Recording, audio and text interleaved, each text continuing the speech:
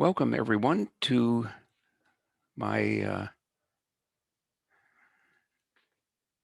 July webinar. Um, I chose this webinar because I went back and watched another French movie. I had stopped watching French movies for reasons which I kind of explained in the introduction to the webinar that you've all seen. The problem with French movies, as I see it, is that they're rather unhappy affairs. And they're unhappy because nobody's happy, nobody's faithful, and nobody changes. And one of the outstanding characteristics of French movies is that there is not a kind of what they call an arc in the story that allows people to grow and to change as the result of the experiences that they have. And I found that to be a remarkably consistent feature, that they just don't change. And so coming away from a French movie, um, I don't feel good. I don't feel happy. I don't feel like really that I've learned much of anything. I've just seen people suffering and hurting each other. The other thing about French movies, which I should just throw in there, is that they seem to espouse just a huge amount of existential angst and existential justification for the characters basically being self-centered, callous, and just, not really being very nice or caring about each other. Um, and now the details of this I don't really want to dwell on, but just that sense that how is it, I'm asking the question, how is it that a particular country or region anyway can turn out what is supposed to be entertainment that is so not entertaining, that is so painful. Maybe it gives some insight into the people from that country that watch that, and so that they make some adjustments in the way they live their lives and try to move forward. But I suspect somehow it maybe just gives them rationalizations. Um, and a lot of just kind of, yeah, well, that's just the way it is. They just write it off. They stop looking for progress. Well, of course, we have to ask, what does all this have to do with my healing work? And the thing about my work is that people come to me with concerns that are on, you might say, the superficial level of life, what they're dealing with now, whether it's physical, mental, emotional, or spiritual. That they're in some sort of crisis. But most of the time they come to me with some level of misery. I only occasionally and very joyfully get some people who come to see me for prevention. They just want me to check things over and just balance anything that might be getting a little bit out of balance. And I'm happy to do that, of course. But most of the time people come to me because they have some immediate concerns. But when I do the work, I have to look at where whatever it is that's bothering them is coming from. Is it an emotional issue? Is it a karmic issue? And those things are not entirely separate, of course. Is it something that we dealt with, particularly if it's an injury or just some problem with the body? Can we just deal with it on that level? Or do we need to go deeper into the source of that and maybe even lifetimes back, or family karmas family patterns that need to be addressed in order to bring about a change in that level? And so when we get down to an existential question, a French movie, in other words, that's presented itself to me, where somebody is just unhappy and they keep doing things that don't make them happy, that just perpetuate their misery, certainly don't get them out of their misery. The question then is, how are we going to change that? And so we have to get to a level where the quality of appreciation of what is going on, our quality of our perception of what's going on, is more harmonious, is more uh, peaceful, is more positive, is more life oriented. And of course, from Maharshi's teachings and kind of I won't say ironically, that's really not a good word.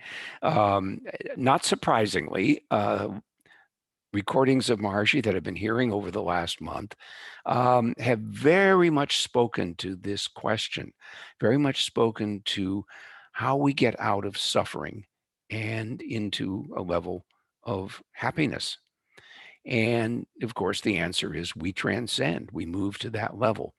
And so in my work, I'm always going below, if you will, the surface, below the surface, going, diving deeply into where the source of the disturbance is and changing that and giving that a chance to balance out. And I've said many times, and I'll just repeat it because I think it's really important. It's not that I do that. It's not that I change something. I'm just a catalyst. It's my coherent attention and some energetic tricks that I know that help to bring about the shifts inside that allow the coherence to develop, would allow this incoherence, which we sometimes call stress, right? Is that impression that's in the nervous system, that impression that's in the body. It may have been a physical thing in this lifetime. It allowed that to change so that we can experience this level of existence where everything is seen in, Marcy likes to say, the light of God. Everything is seen in beauty. Everything is seen in love. And love is a good word for that. In French movies, love is a feeling. And like all feelings, it's fleeting, it's transitory, it's ever changing. And the French become cynical around that and kind of they develop this existential thing, which is a, I'm sorry to say, a kind of selfish me for myself kind of thinking um, that precludes a shift in perception into a broader state. So we love an object, but that object is always changing. That object may or may not be responsive to us.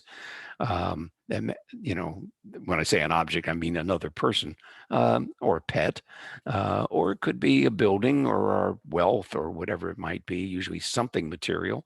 Um, and we say we love those things, but it's so superficial, it's so transient, it's so ever changing that we can never be at peace. Hence, a lack of faith and a lack of change. It's kind of inevitable. So, what we're talking about then is getting to a level, and it was interesting that the experiences on the Invincible America Assembly, which I think everybody's on this recording or this live webinar at least is familiar with. It's a group of meditators who've been doing long meditation programs for a very long time. Um, the quality of that experience is that while they can still see that there might be some conflict or there might be some disagreement or there might be something not feeling fulfilled at a superficial level, at a deeper level, everything is okay. We can deal with it. We just move along. And we all see things in a big picture kind of way. We see a grand scheme of things that allow us to just enjoy what's going on. It's not that we like necessarily, if say we have an auto accident like I had last year. It wasn't my fault. I got rear-ended. Um, it was just something to deal with. Didn't want to deal with it. Wished it hadn't happened, but it happened. And so there's just on that level, we just deal, it's like there. It's just there. It's okay. We can handle that. On the superficial level, there was a lot of details to take care of. A lot of phone calls had to be made, and the car had to be inspected and, evaluated, estimates given about, what it was going to take to fix it. But that was just details. And because there was that level of perception in my situation, then I could deal with the actual fact of what was going on. Um, so when we think about love, that quality is a quality of perception. It's a state of being. It's a state of functioning of our physiology that metabolizes all experiences, Marcy likes to say, as bliss. It just metabolizes all experience as bliss. we know that there's experience, and we know that, oh, that experience is charming, and that experience is maybe less charming, but it's not tied up in a feeling. It's not tied up in something that causes misery and in itself becomes the stress, right? Becomes the physical, internalized representation of what was going on. Um, and our body has wonderful mechanisms. We have the ability to transcend, and the body has the ability to throw off stress given the opportunity to do so. But in our society, we tend to add an emotional overlay to our experience. So something happens, and then we have a judgment about it. Oh, that was horrible. I think many of you know, and even if there's an audience that's not aware, I'll just tell you. I have a young granddaughter, and one of the things that strikes me about her, and I get to see her frequently. So one of the things that strikes me about her is that things don't seem to make any impression on her in a negative way. If she falls down and it hurts, she cries for a moment, and I mean literally a moment. Usually it's just seconds. And then it's kind of like, okay, we can just go on. Clean ourselves up and fine. She had the experience. I didn't get to watch it, but she had the experience recently of falling in a mud puddle. And she, was her face fortunately didn't fall into it, but the rest of her was in it. And she was up to like here in mud because she landed, with her arms outstretched, and so she was just covered in mud, and it must have looked pretty funny actually, and she cried for a moment because she fell, and then she stopped crying, and it was like, okay, now we got to get cleaned up, and that was kind of funny, and I think her mother may have been laughing about how dirty she was, and so that became kind of a joke, and how got this mud all over her. And so it was just a beautiful example of this quality of inner stability overriding the outer experience and providing it with just like, oh yeah, we fell down, we got all dirty, and we weren't really hurt, and so we're okay. And so that's the kind of quality that the functioning at a deeper level and doing that consistently, being able to maintain that and actually being in a state of what we call cosmic consciousness, where that unbounded awareness of the self is not changing. And so we are stable in that, and experience then is metabolized at that very subtle level. And it's just bliss. It's not suffering. We're not miserable. And so instead of seeking love in objects, we are in a state of love, and then all experience, all objects, other people, relationships are seen in that beautiful way. Each of them in their own quality, but all of them within a view, a kind of world view, if you will, that is all just bliss. So when we have that, we look at a French movie and kind of go like, yeah, okay, you know, you know, and you listen to the existential discourses, and you go like, oh, those poor people, they just don't get it. They just don't see it. They don't see that there is possible to be in a state where there is love. Because in that state, then it is possible to have an emotional love that is, the feeling value with others that is stable and deeply, deeply appreciated. Um, there's another way of looking at that, which I think is quite charming, and that is to see that impermanence is beautiful. Impermanence is beautiful. Another way to say that is that we see change with loving eyes. That is our perception. It's not just our eyes, it's our whole being. We perceive things with love. And so we embrace change and love the flow of existence, the flow of life. And then life gets a lot less stressful than it is when we're caught up in emotional reactions. So much of if you just look at any field of life, I spend a lot of time in politics, so I'll use that as an example. If you look at politics with the notion of examining how people are reacting to what they're hearing and what's going on, you can see that the problem is that they are so emotional about it rather than objective about it, rather than just taking it in and seeing it as part of life, that there are conservatives and there are liberals or even libertarians and others. People with different points of view, different issues, different policies they want enacted. They want things conducted, in certain ways, yes.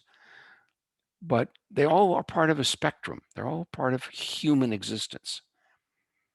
And if you see it that way, it's much easier to accept it as this, it's what is going on. And then just accept that at times there's a great deal of rancor, there's a great deal of division amongst people, there's a great deal of enmity. And at other times, it's much more harmonious. And that's just the way it is. And we can work for there to be more harmony. But the best thing we can do is to dive deeply into our own nature where the harmony is truly exists and radiate that out into the world. And then people are all upset and excited, and you just go, yeah, it's okay. We're okay. We're going to get through this. Let's see what we can do. Let's put our attention on what we can do. And you just get rid of that emotional overlay. I wanted to make a quote from Maharshi. I don't do this very often, but somebody sent this to me, and I just went like, oh, this is really would be very good for this particular presentation. I don't know exactly where it came from. It wasn't properly annotated, but just attributed to Maharshi. Maharshi said, the personal love for mother and father and for husband or wife is just symbolic of the concentrated state of universal love, which a cosmically evolved soul attains in the state of devotion to God. I'm going to read that sentence again because I think there was just so much packed into it. The personal love for mother and father by a child and for husband or wife is just symbolic of the concentrated state of universal love which a cosmically evolved soul attains in the state of devotion to God. The level of love in the heart of a child for his toys, games, and studies is spread out over those objects, but the concentrated state of love is for his mother. This is an analogy to make clear the degree of love when one is devoted to God, having attained the state of cosmic consciousness. And again, that devotion to God is not emotional, it's the state of one's mind, body, and soul, having attained the state of cosmic consciousness. So I think that quotation very much summarizes and indeed looks at it from a much higher point of view, what I've been trying to say here about the problem with French movies. Don't mean to pick on the French, but it's going to be a while before I watch another movie from there, unless it's strictly a comedy. Strictly a comedy. Nobody's happy, nobody's faithful, and nobody changes. And there's an awful lot of existential wringing of hands that just justifies that self-centered, callous behavior of the film's characters.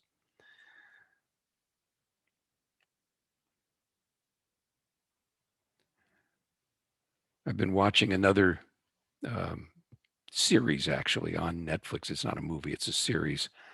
And I'm trying to think of the name because I didn't make a note of it. Um, and it's very charming. Oh, it's called Virgin River. Virgin River. It's currently on Netflix. And I think it's on its third or fourth season.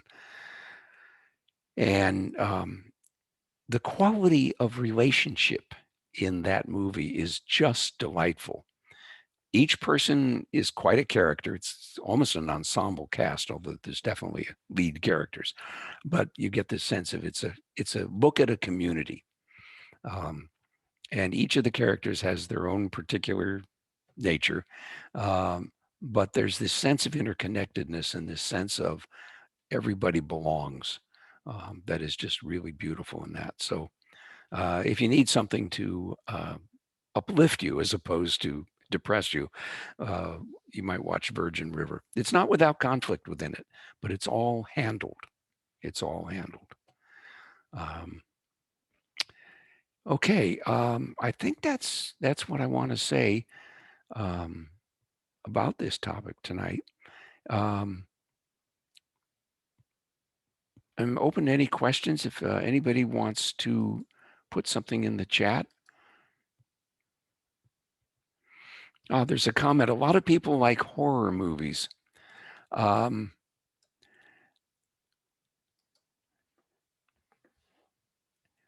I think I've not. I'm no expert on horror movies because I don't like them, but I know many people that do like them, including some of my own family. Um, and uh, I think they like the arousal. I think they like the thrill of the terror that's involved in horror movies. They're a major genre. They're very popular.